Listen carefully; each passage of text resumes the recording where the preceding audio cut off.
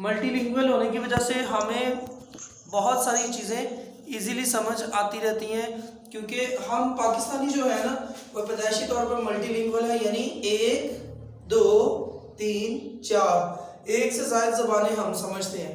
मिसाल के तौर पे अगर कोई पंजाबी है तो वो पंजाबी भी सब बोलता है, अगर कोई उर्दू स्पीकिंग है तो वो उर्दू भी बोलता है, अगर कोई पश्तो पठान है तो वो पश्तो भी बोलता है, बलोची है तो बलोची बोलता है, गिलगित बल्तिस्तान का है तो वो बल्ती बोलता है, इसी तरह वो केपीके का है तो वो पश्तो बोलेगा, तो सिंध का है सिंधी बोलेगा।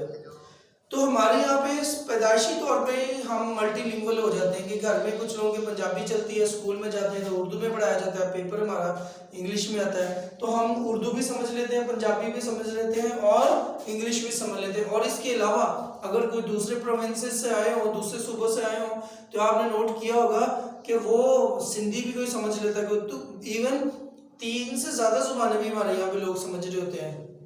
तो गोया साबित हुआ अपनी फीलिंग्स सेंटिमेंट्स को एक से दूसरे तक पहुंचाने के लिए जो most important thing is that वो क्या है, लैंग्वेज। और लैंग्वेज जो अगर अंडरस्टैंडेबल हो, दूसरे की समझने वाली हो, तो वो हम अपनी बात बड़ी इजीली पहुंचा सकते हैं। इस वक्त आप मेरी बात सुन रहे हैं, मैं आपसे बात कर रहा हूँ और आप मेरी बात समझ रहे हैं, क्यों?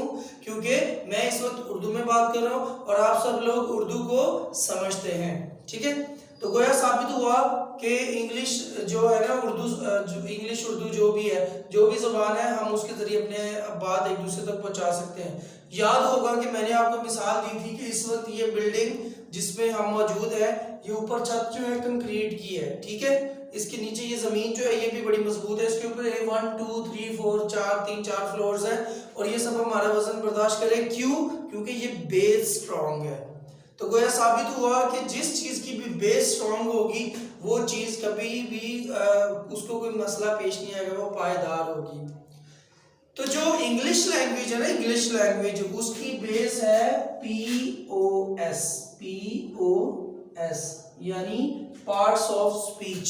ठीक है, तो जैसे मैंने आपको लास्ट टाइम एक एग्जांपल दी थी कि जो 5 क्लास होती है उसको प्राइमरी कहते हैं, जो 8 क्लास होती है उसको हम एलिमेंट्री कहते हैं, ये मिडिल कहते हैं, जो 10th होती है उसको हाई कहते हैं।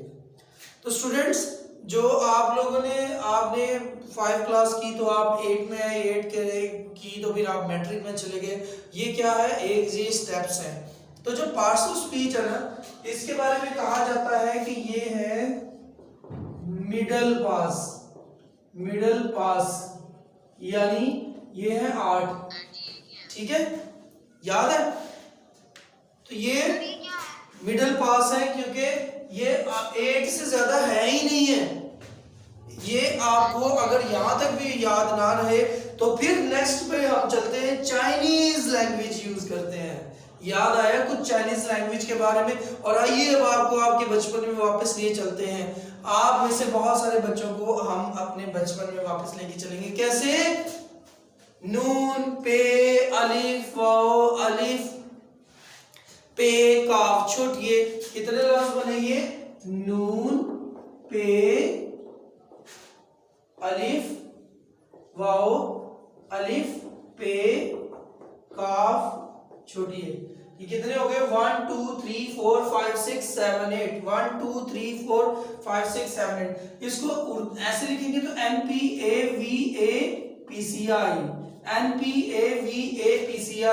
NPAVAPCI। तो इस तरह से अगर हम करेंगे तो ये हमारे कितने बन जाएंगे? ये बन जाएंगे